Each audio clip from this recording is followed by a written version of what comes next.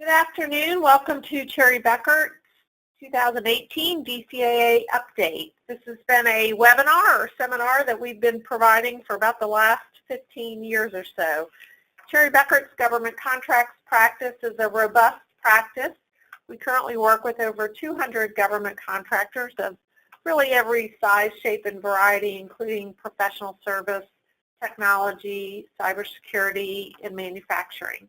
We're going to be covering a number of topics today in our one-hour presentation. We're going to try and hit some highlights and talk about some issues that we think are significant for you to know. So with that, let me introduce today's presenters.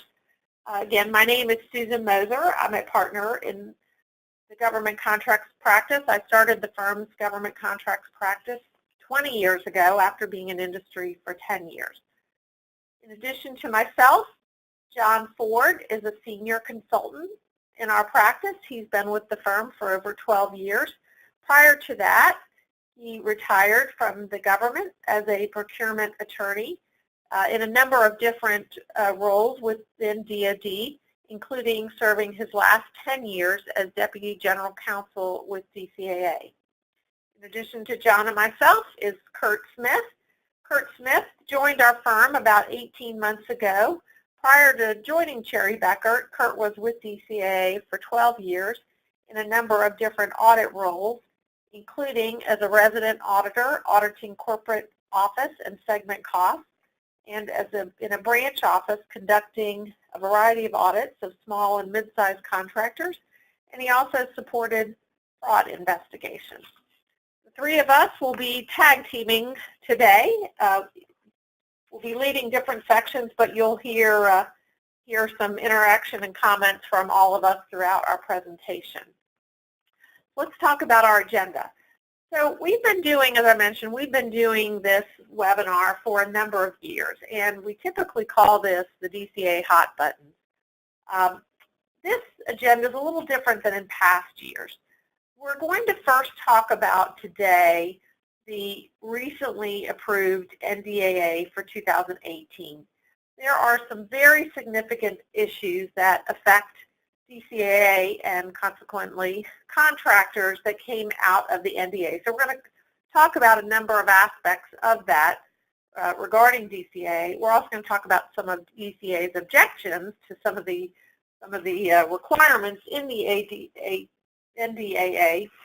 We're also going to, as has been our normal program, talk about a few trends, some hot button issues we're seeing with DCAA, including John is going to cover a couple of ASBCA cases that we think are particularly relevant, and we'll discuss a couple of other miscellaneous discussions, including DCAA's issuance of MRDs, Memorandums for Regional Directives, and also a little bit about DCAA's emphasis on incurred cost submissions.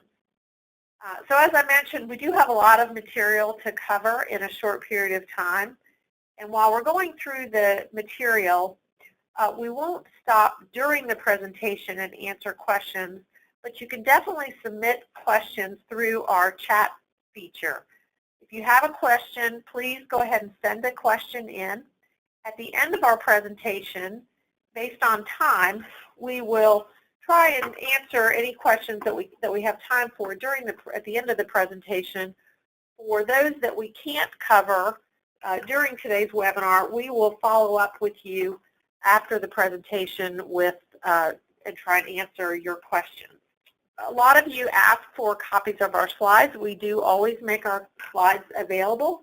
A day or two after our presentation, you will receive an email with a link to the slides, and so you should be getting those in just a couple of days. So with that, we'll go ahead and get started. So as I mentioned, the first thing we wanted to spend a little bit of time talking about is the NDAA for 2018. Which was signed by President Trump December 12, 2017 for fiscal year 2018. There's a couple of sections. In particular, we're going to talk about Section 803, which has some major reforms for defense contract auditing. So the 2018 NDAA directs DoD to begin using private auditors to perform incurred cost audits to help reduce the backlog and really refocus DCAA resources on forward pricing audits, which are considered to yield a higher rate of return. The provision is intended to support DoD for the timely and effective incurred cost submissions and ensure that DCAA is able to allocate resources again to what they consider higher risk audits. It's sort of interesting to us that this is the major emphasis. One of the things that we always look at every year and we usually cover in some of our webinars during the year is DCAA has a requirement to submit an annual report to Congress. And they have to report on a number of different things. And one of them is their backlog. And so you all have heard, we've talked about for years, the significant backlog of incurred cost submissions, and including a couple years ago, DCAA was going to stop doing any auditing for any other agencies until this backlog was resolved. In last year's update, they said that miraculously it was updated and they could do auditing for other agencies, which we were sort of scratching our heads about, and obviously Congress, I guess, is not really buying into that since this basically requires the outsourcing of some audits. So basically, the DoD must submit a plan to Congress for implementing this direction by October 1st and 2018. And they must issue contracts to at least 2 qualified audit firms by April 1st of 2019. This provision, we think has some potential, probably some potential benefits and some potential downside. The obvious benefit is a reduction in the time required to close out incurred cost submissions. It is possible that contractors could face heightened scrutiny from a different audit process by outside independent auditors versus DCAA. The NDAA, as we'll talk about, has a number of provisions to create some potential organizational conflicts of interest, etc. So a couple of other key dates. Not later than October 1st, 2020, the Secretary of Defense shall comply with commercially accepted standards of risk and materiality in the performance of incurred cost submissions associated with contracts with the Department of Defense. I'm going to stop for just a minute, and I'm going to ask, so Kurt Smith was most recently, we've got a number of folks in our practice that have spent time with DCAA. Kurt Smith is probably the most current, having been at DCAA about 18 months ago. So Kurt, when this provision requires obviously the use of risk and materiality. When you were at DCAA, did you apply materiality to your incurred cost audits? Absolutely. Just like GAGAS requires that. So yes, we did. Absolutely. So the other requirement is the Secretary of Defense will use qualified independent auditors to perform a sufficient number of incurred cost audits that DoD will eliminate by October 1st, 2020, any backlog of incurred cost submissions. So that's a pretty significant statement that they're going to eliminate any backlog by 2020. And we'll delve into a little bit about how they've defined that. So the Secretary of Defense, will also ensure, as you would expect, that there will be no conflicts of interest with audits performed. That's a requirement under generally accepted auditing standards. And they will also require non-disclosure agreements to protect, obviously, proprietary data and non-public data. And we'll talk a little bit, Kurt will talk in a few minutes about DCAA's response to some of these. These are 2 caveats that you would certainly expect, and you would want to ensure that these are strictly enforced. I would just say that said, CPA firms, and obviously Cherry Bekaert is a CPA firm, must adhere to professional standards, which have those same requirements. So they put it in this requirement, but it's really already a requirement under auditing standards and for professional standards that CPA firms must adhere to. A qualified auditor, another requirement, must adhere to, again, generally accepted government auditing standards, as you would expect, and auditors that are awarded a contract, they are required to maintain and complete accurate work papers, as you would expect, and those work papers and reports are ultimately the property of DoD. Again, not a real surprise there.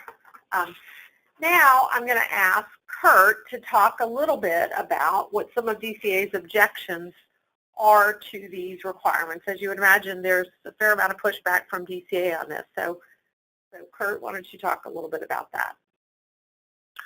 Okay, thank you. As you just said, Susan, DCAA objects, and this is sort of like their turf, and it seems like they might be taking it rather personally that the DoD would consider allowing industry or public accounting firms to perform the tasks that DCAA has been performing, in DCAA's opinion, very well for many years. But basically, from what we've come to understand, DCAA's objections consist of basically 4 areas. They feel like contract auditing requires a special set of skills, that DCAA can attain certain efficiencies in the audit of incurred costs, only DCAA can efficiently audit subcontracts, and that the contract audit process itself is inherently governmental in nature.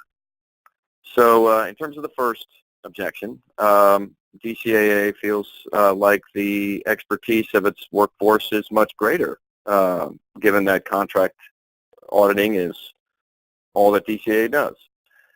And they feel that contract auditing requires a special set of skills, that public accounting firms, given their emphasis on tax work and financial statement audits, really aren't familiar with federal acquisition regulations and cost accounting standards like DCAA is, and that it will take those public accounting firms a long time to develop the same expertise that DCAA already has with FAR and CAS. And public accounting firms just aren't that experienced in cost accounting compared to DCAA. Well, let's be honest here. Public accounting firms already conduct contract audits for other federal agencies. And those audits are conducted according to GAGAS. They are in accordance per FAR and CAS. There's a lot of cost accounting expertise in industry, or the public accounting firm industry, I should say, already. So I understand DCAA is sort of saying it's been doing this a long time. It's the only firm that's been doing it, or agency that's been doing it like they have for forever, it seems. And industry just can't do it like they can. But that's not true. Industry's already doing it. So if we can go to the next slide. In terms of efficiencies in the contract audit process, DCAA actually has a few good points. The first one is that DCAA uses information gathered during various audits to assess the risk involved in the audits and incurred cost submissions. So, for example, when I was an auditor, we would conduct a labor floor check of a contractor facility, checking the timekeeping practices of contractor employees. And if we came across exceptions, in other words, there were some rather weaknesses or poor timekeeping practices within the contractor's organization, that would inform our audit of direct labor. In other words, we would probably consider the risk much higher, having found those issues in our floor checks in the audit of direct labor and incurred cost submission. The same thing with system audit. For example, DCAA conducts the audit of material management accounting systems. And if in the audit of those rather complex systems, DCAA determines there are certain weaknesses or deficiencies, then DCAA will take those facts into account in the audit of direct material and incurred cost submission. So this is actually, when I was performing audits and incurred cost submissions, the first thing we would do in our risk assessments would be to look over previous audits and determine the weaknesses that we determined and developed over the years. The other thing is DCAA can focus its audit effort not on the riskiest submissions and also on the significant areas of risk within those submissions, as I said, perhaps on direct labor or direct material, what have you. So I will say this, though. public accounting firms can have access to the same information that DCAA has in its files from previous audits. And they can get that information by getting the DCAA reports from those audits. And I believe DOD perhaps could consider making a policy where the public accounting firms can get access to the work papers for those audits as well. I do believe you can gain access to those work papers through FOIA requests. Is that true, John, to your knowledge? Yes, as DCAA's policy in regard to work papers is to base FOIA releasability of work papers on whether the related audit report has been released. So if the contracting, and that release determination is made by the contracting officer who receives the audit report. So if the contracting officer releases an audit report, DCAA has no objections in principle to releasing the work papers. But of course, what they can do is to redact out of the work papers any information in the work papers that would be exempt from disclosure under FOIA. I think it's fair to say that the details of how this process is going to happen will have to be worked out, but it's critical, obviously, for whoever is auditing to be able to have access to that information. Correct. And this is not an insurmountable obstacle.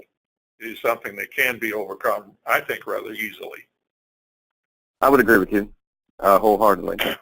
The third point on the slide about this is actually a very good point as well in terms of DCAA's position, and that is that DCAA has been able to implement audit of a sample of the population of low-risk incurred cost submissions, which reduces the number of submissions audited without significantly increasing the risk to the government. A low-risk incurred cost submission is one that is less than $250 million in incurred costs. So, as you can imagine, there's a rather large population of incurred cost submissions under that ceiling. And it used to be that DCAA would pretty much try to audit almost everything. Now they've implemented a practice of sampling that population of low-risk submissions. And depending on the results of the audits of that sample of submissions, they will either maintain just the audit of the sample, or they will expand the sample if they find that the results of audits are not all that good. So how would public accounting firms possibly have access to all these low-risk incurred cost submissions that are submitted to DCAA annually? Well, simply DCAA can perhaps select a sample, and then the public accounting firms will perform the audits. This process does not need to change except for the fact that a different party is auditing the submission. So it's a good point by DCAA, but I don't see where having public accounting firms perform the audit of the low-risk submission sample of the population would impede the process. Okay, so on the next slide, I just described the fact that IPAs don't have access to the information, and so forth and so on. So we can go to the slide concerning the performance of subcontract audits. DCAA at first glance has a really good position here. And let me sort of skip to the third point here. DCAA is the only audit agency for the Department of Defense and is located worldwide. So DCAA internally can perform this process of audit of subcontracts. And here's the process. The DCAA office performing the audit of the incurred cost submission of a prime contractor, say a major contract, could be a major contractor like Lockheed or a smaller contractor, will reach out to the DCAA offices that are cognizant over the subcontractors for the subcontracts that are part of that incurred cost submission. So, for example, if the DCAA office cognizant over Lockheed is auditing the 2012 incurred cost submission for Lockheed, there's a list of subcontracts in that submission, and the DCAA office at the Lockheed office will request the audit results of those subcontract costs from the DCAA offices that are cognizant over those other subcontractors. So, as you can imagine, in a major contractor like Lockheed, there are dozens or hundreds of subcontracts in a given submission in a given year. The process is sort of hinky, if you will, in the sense that the audit of subcontract costs in the Lockheed submission is not concurrent with the audit of the same audit year. So again, if DCAA is auditing the 2012 year for Lockheed and Boeing is a subcontractor, well, the DCAA office cognizant over Boeing may be auditing the 2009 submission for Boeing. So DCAA can't close the audit of the 2012 Lockheed incurred cost submission until it gets the audit results for the 2012 subcontracts that are performed by Boeing, but DCAA at Boeing is way behind. So even though DCAA is everywhere, so to speak, and has cognizance over these contractors, the process is still impeded by the backlog of incurred cost submission audits overall. So it's not as clean as DCAA might make it out to be. So if you go to the next slide, public accounting firms were to perform these subcontract audits. DCMA and other procurement activities such as NAVC, NAVAIR, supervisor of shipbuilding would have to work out agreements between the public accounting firms performing these audits to enable communication of these subcontract audit results. That doesn't mean that it can't be done. And I think, John, we were talking about that. It's entirely possible that these agreements may already be in the works. Is that right?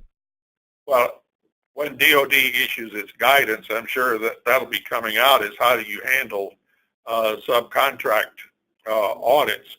And there are various ways of handling it, and the problem may be a little bit more complicated than what DCAA is mentioning here. And they may be facing this problem already, because what if there is a subcontractor to Lockheed who is under the cognizance of another agency, such as HHS, so that DCAA doesn't audit that subcontractor. You know, DCAA is trying to just make it a black and white, it's either this or it's that, but there are more issues in there that they are dealing with right now, I'm sure, and the way that they're handling those issues, where one agency is audited by, or one contractor is audited by one agency and the prime's audited by DCAA, I don't see much difference between that and when a IPA is auditing a subcontractor. So I think there are ways that, using current experience, that this can be worked out so that there's not going to be that much of an issue. Well, and I would just say, certainly from our client's standpoint, is, again, the argument in theory, I think it's a good theoretical argument, but we certainly run into issues all the time with our clients that there are numerous delays. Either they're the prime and they have subs that they're waiting for assist audits, or a lot of our clients are subcontractors and they can't get their contract closed out because the prime hasn't. So this is anything but a smooth process now. So I wouldn't anticipate that it would get worse. No. By using independent auditors. Okay, and per this last point, we would have to make sure that the proprietary contractor data is secured, but I think that's entirely possible. Okay, the contract audit process being inherently governmental in nature. I'll read through this, and we have some comments about this for sure. But basically, DCAA determines final indirect rates for approximately 65% of submitted incurred cost submissions. So usually those are the smaller contractors and the smaller submissions.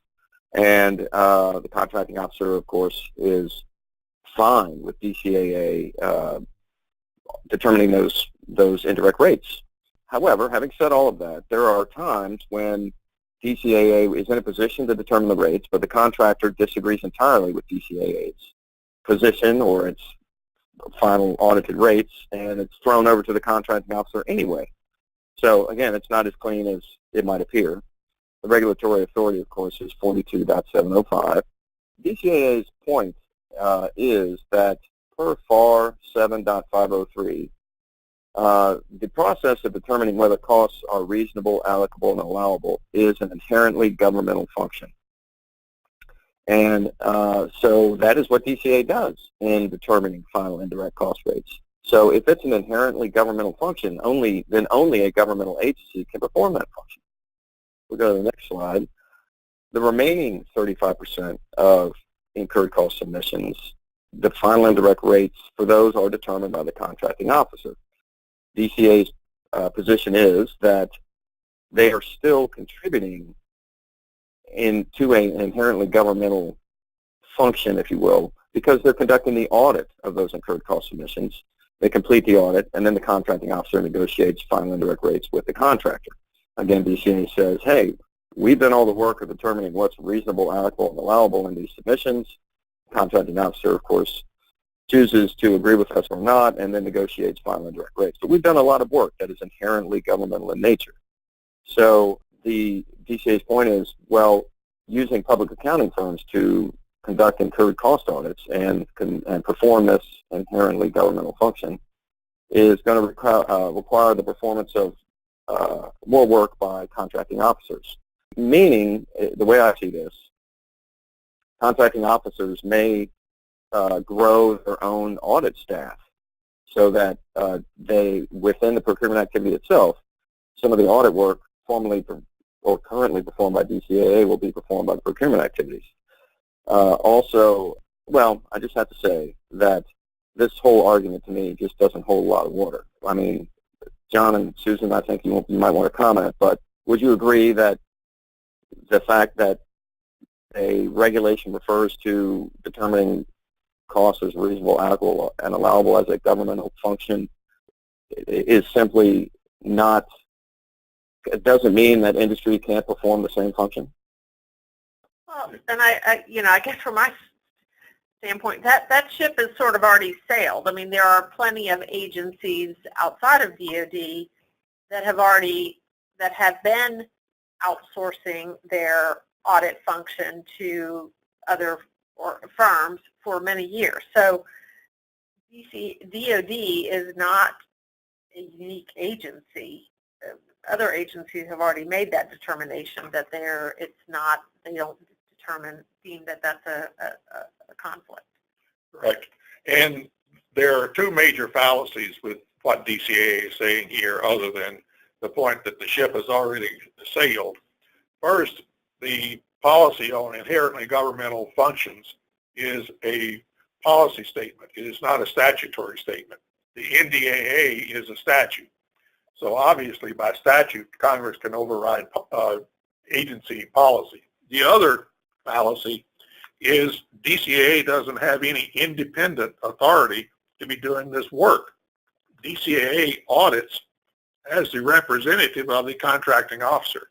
The contracting officer, under the allowable cost and payment clause, is the one that makes all determinations of final allowability of costs. That same policy holds true in regard to functions assigned to a contract administration office in 42302. So in this next slide, Section 803 of the fiscal year 2018 NDAA performance and accrued cost audits, effective October 1, 2022, DCAA may issue unqualified audit findings for an incurred cost audit only if DCAA has passed a peer review by a commercial auditor. And I know that has to cause some trepidation in the ranks of management at DCAA. I will say that DODIG just completed its most recent peer review of DCAA. It was released, the report was released in November of 2017.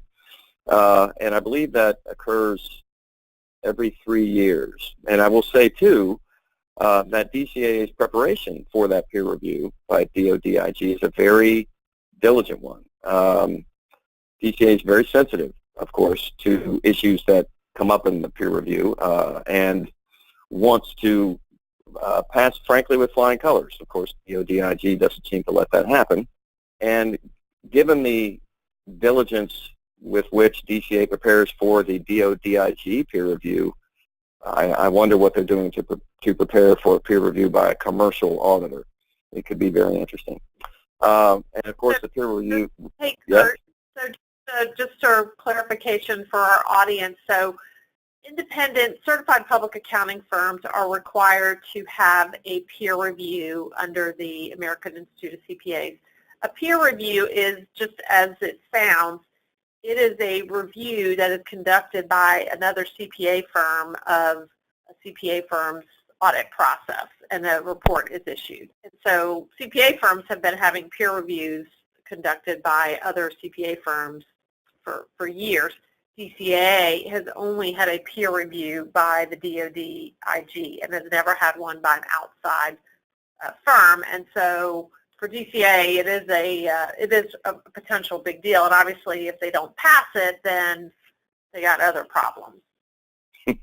Indeed, absolutely. The peer review will be conducted in accordance with GAGA. Go ahead, John. I was just going to say, in 2009, DCAA flunked the IG peer review. And so they could not issue qualified audit reports until they passed a re-review.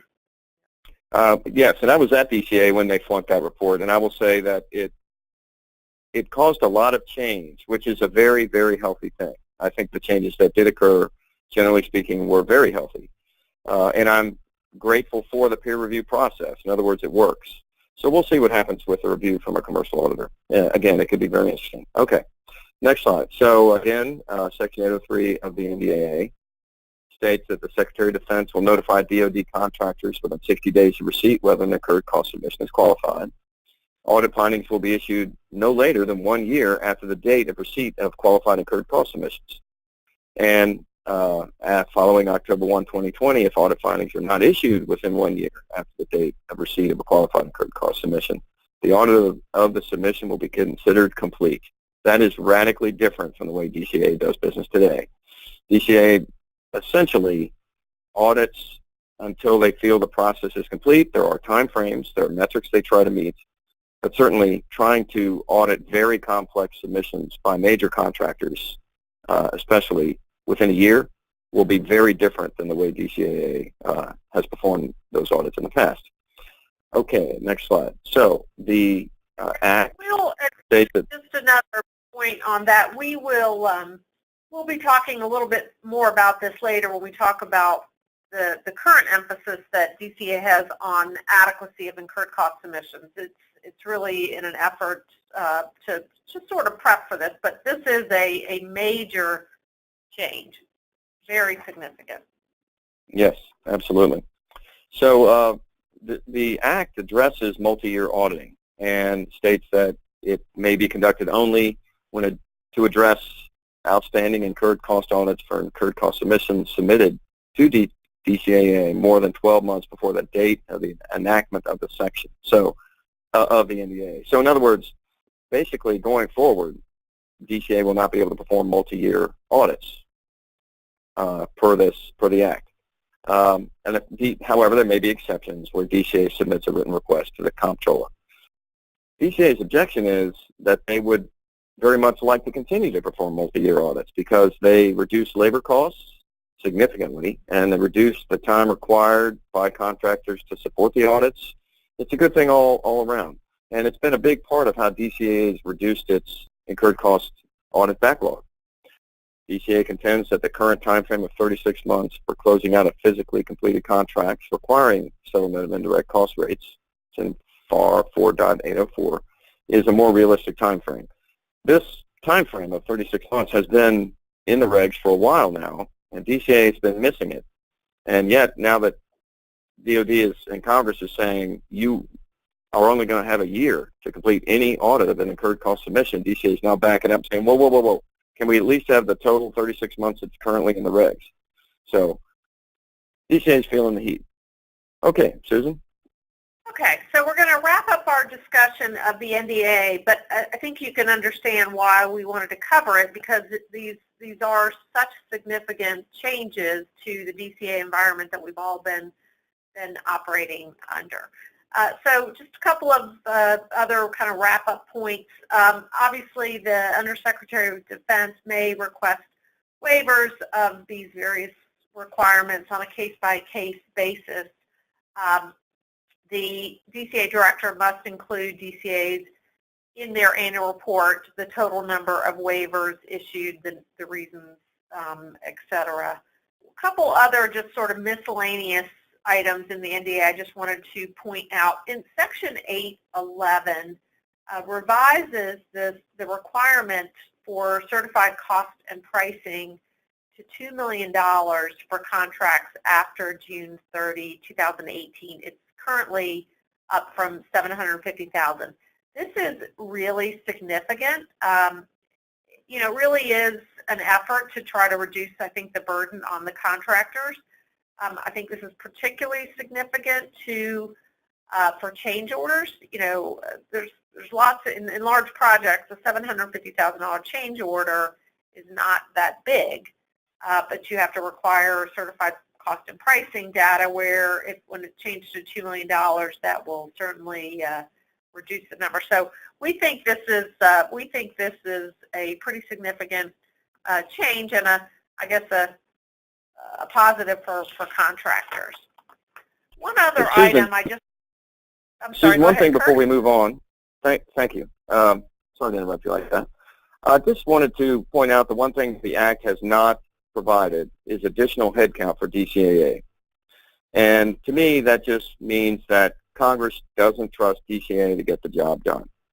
So that is an amazing point to me, having been there for years. And Congress has tried to work with DCAA over the years, and finally has just resorted to the private sector for the help it needs to get the overall task completed. So I just want to point that out. Yep.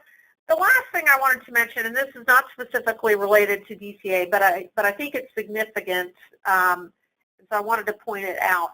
So one of the other changes in Section 818 is enhanced post-award debriefing rights. So the requirement, requires the revision to the DFARS to provide for enhanced post-award debriefings on DoD procurements for awards exceeding $100 million. The enhanced debriefings will include the right to receive a redacted copy of the agency's written source selection award determination and the right to ask for follow-up questions within 2 days of receiving post-award debriefing. The agency also is going to have to provide written responses to any follow-up questions within 5 days, and the debriefings will not be concluded until the agency delivers its written response. The NDAA also provides that small businesses or non-traditional contractors can request a redacted source selection determination for awards in excess of $10 million. So this is really, again, I think this is a real positive. I think the intent was to reduce the number of protests because the current environment, you get such little information when you request a debrief. And so many contractors really just feel the only way they can get additional information is to file a protest. So the thinking here, or at least my thinking on what the thinking is that by providing contractors with more debrief information will reduce the number of protests and I think provide more transparency. So I view this as a positive. So now we're going to switch to, I guess, a little bit more sort of our traditional things that we cover in our webinars, and I'm going to turn it over to John to talk about a couple of hot button issues. All right, thanks, Susan. Basically, what my part of the presentation deals with is the outcome of 2 ASPCA decisions. Now, the first one is Lockheed Martin Integrated Systems, which the primary issue in Lockheed Martin dealt with subcontractor cost. I'm not going to go through, read the slides. What I'll do is just give you the background, and you can read the slides and fill in the gaps from what I'm saying here. In Lockheed Martin, the government had questioned cost under 2 IDIQ contracts. One of the contracts permitted the issue of T&M orders, and the other contract issued or allowed the issuance of T&M or cost reimbursement orders. Because these contracts involved T&M and cost reimbursement orders, they were subject to audit by DCAA. DCAA audited Lockheed Martin and issued audit reports saying that Lockheed Martin had not fulfilled its obligations to manage its subcontracts as required by FAR 42-202E, which very simple, it says prime contractors are responsible for managing their subcontractors. Basically what DCAA was saying is that Lockheed Martin had not required their subcontractors to submit incurred cost proposals to Lockheed Martin, or for Lockheed Martin to request DCAA to audit the subcontractors. Because of these alleged failures by Lockheed Martin, which were required according to DCAA and the ACO under FAR 42202, Lockheed Martin had breached the contract or contracts, and therefore the government was questioning the certain costs associated with the subcontracts. The board, when it came to the actual hearing, the government had to do some backtracking and say that, wait a minute, we can't be questioning the cost based on FAR 42202 because that's not part of the contract. And I think that admission and what the board had to say after that was rather significant, because it points up the fact that the FAR does not apply to contractors. The FAR provides guidance to contracting officers in the conduct of acquisitions. What binds contractors is what is actually in their contracts. So because of this theory that DCAA had developed and which had been adopted by the ACO, that contractors have to do all things that are necessary to manage subcontracts, the board made this statement, which I find very interesting. Said, in this case, we are presented with a claim based on a legal theory originated by an auditor.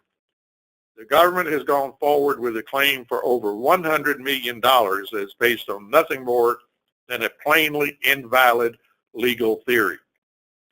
So what the board is really saying here is DCAA should not be practicing law, and contracting officers should not be taking legal advice from DCAA auditors in regard to what the FAR requires and what is binding on contractors.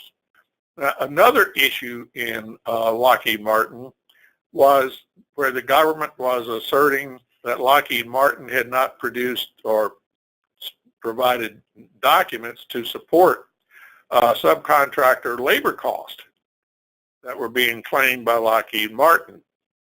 And this alleged failure was due to Lockheed Martin not being able to provide subcontractor timesheets. The point here, we've been talking about DCAA's backlog. Here, what we were talking about, the incurred cost submissions that were at issue in Lockheed Martin were from 2007, for 2007 fiscal year.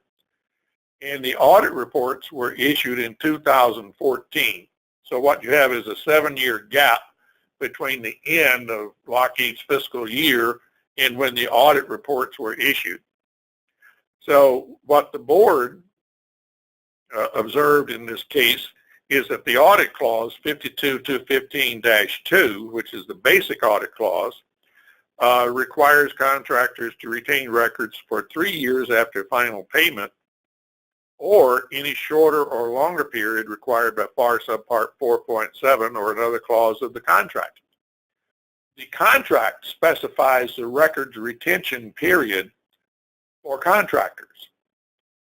And once that records retention period has lapsed, the contractor has no continuing obligation to retain records beyond the end of the records retention period specified in the clause. The board went on to say that the T&M payments clause, which also has an audit provision in it, does not require contractors to maintain substantiating records until DCAA is finished conducting incurred cost audits 7 or more years after the costs were first billed and paid. So what the board is really saying is, in total, once that records retention period has passed and the contractor has disposed of any contract-related records in accordance with the contract, DCAA cannot question the cost based on a lack of sufficient documentation. So I think that's going to be a big point going forward. Another issue in Lockheed Martin was that DCAA and the contracting officers had said that contractors are required to act as both contracting officer and a contract administration office for each subcontracted awards, and this includes the requirement to audit subcontracts. So the DCAA and the contracting officers were saying prime contractors have an obligation to audit their subcontractors. And the board said, we don't find any such requirement in Part 42 of the FAR or any place in the contract, and said that, contracting officers are not responsible for receiving incurred cost proposals. That basically that is a responsibility of the auditor, not the contracting officer. Now, one of the things about establishing final indirect cost rates at subcontractors, one of the things where the government may have missed an opportunity to prevail in Lockheed Martin was to base an argument on the terms of the subcontracts clause, particularly 52-244-2G. That paragraph of the subcontracts clause prohibits a prime contractor from awarding a cost plus percentage of cost subcontract. For T&M contract or subcontracts and cost reimbursement subcontracts, if the prime contractor does not require adjustment of indirect cost rates to reflect actual cost, the prime contractor is more than likely, has more than likely issued a cost plus percentage of cost subcontract in contravention of the subcontracts clause. So that's one thing prime contractors have to be very aware of, whether they establish final indirect cost rates at subcontractors or ensure that subs get final indirect cost rates established by the government. In a lot of cases, subcontractors are already prime contractors who will be establishing final indirect cost rates as a prime contractor. So in many cases, this is not going to be an issue. But if a sub is only a sub, primes have got to be concerned about the cost plus percentage of cost contracts. The next case is Technology Systems, Inc. In TSI, this is where this presented the common case where a contractor has included cost in its incurred cost submission for several years.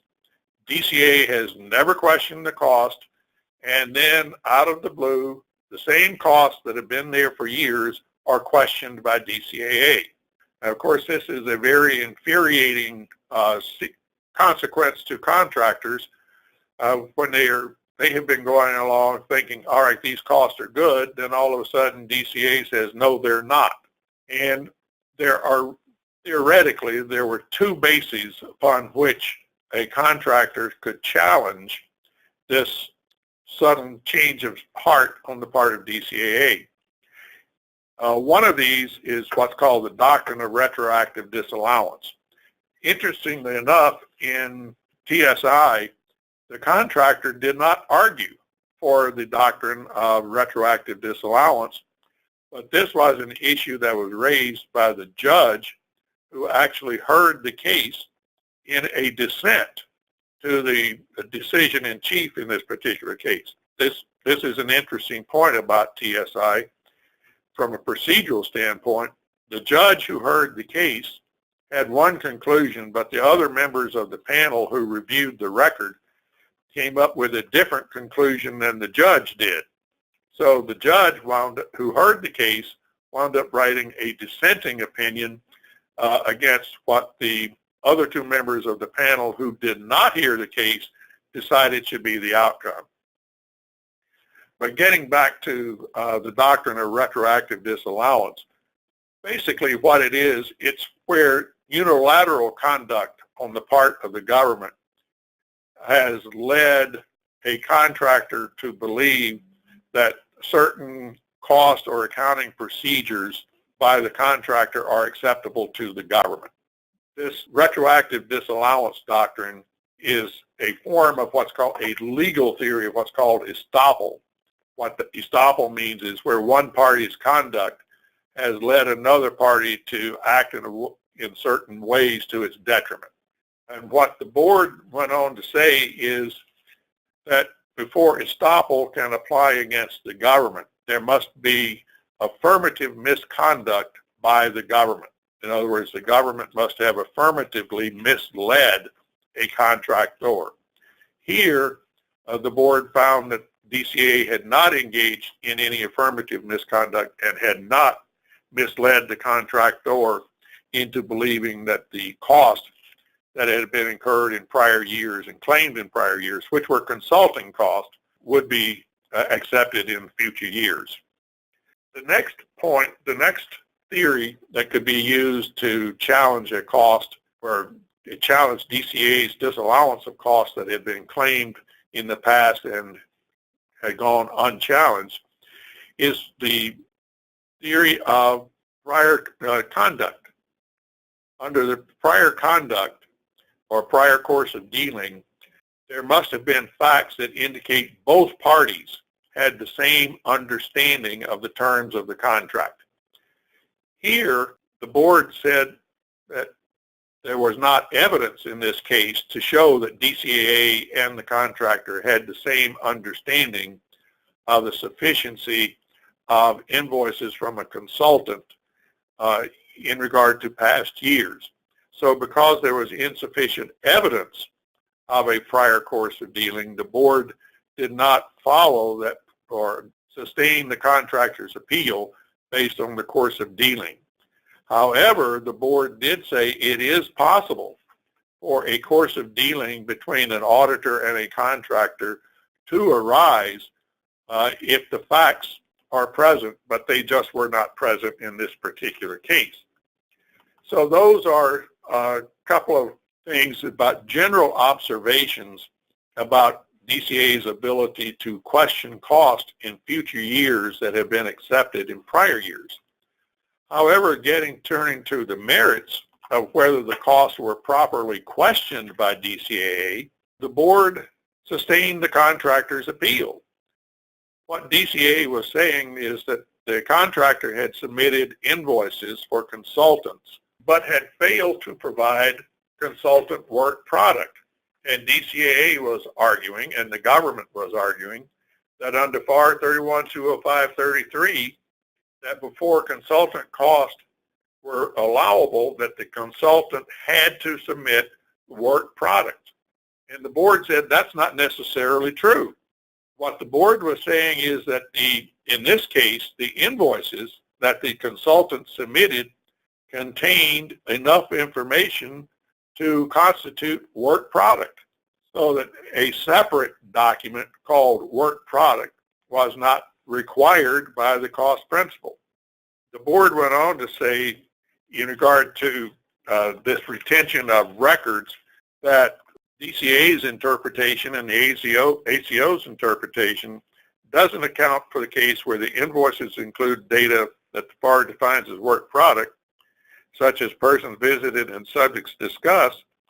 And also, it said DCAA's interpretation would overlook the situation where no work product was required, such as a retainer agreement with a consultant. And the board concluded on this particular point by saying the government labors under the false impression that the FAR requires a consultant to create work product merely for the purposes of proving its cost. Now then, TSI established the principle, the precedent, that invoices can be sufficient to sustain cost for consultant cost, that you don't need separate work documents called work product. In a subsequent decision, the board expanded upon the decision in TSI, and I've given you this here on one of the slides. It's the Raytheon decision. This really goes into detail about the background for the changes that were made in the consultant cost principle back in the 1990s to apparently require work product. And in that particular case, the board cites a 2002 DCAA MRD, which is no longer available at the DCAA worksite, that contained extensive question and answer guidance to auditors about what type of documents and data audit evidence would be sufficient to sustain the allowability of consultant cost.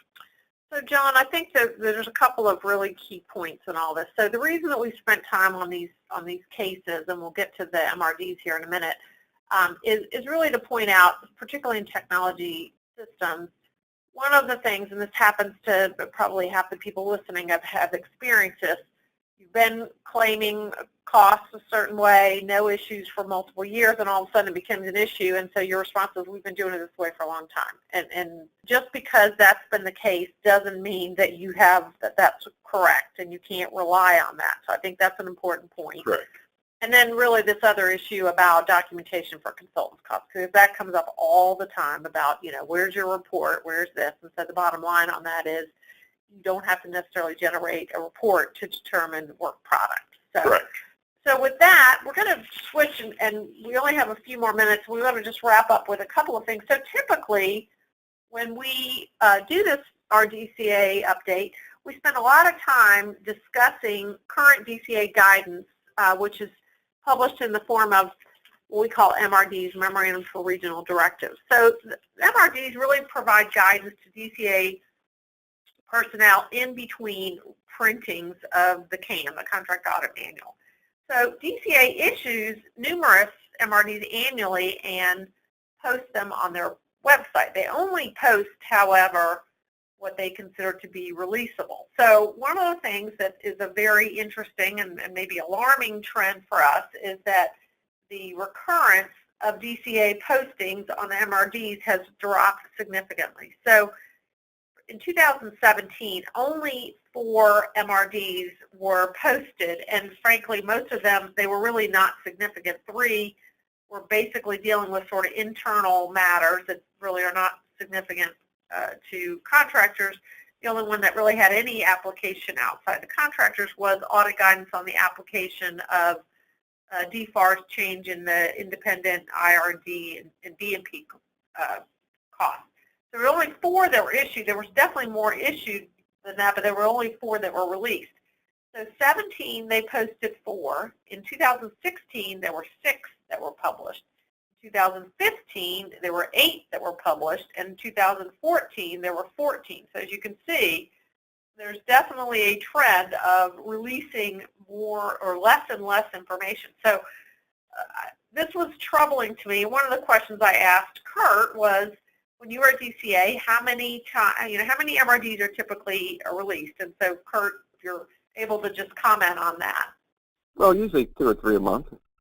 And John, I think you used to review MRDs prior to their release. Is that right? That's correct. That was one of my functions when I was at DCAA, was to review the MRDs and to coordinate on them with the program managers at DCAA headquarters.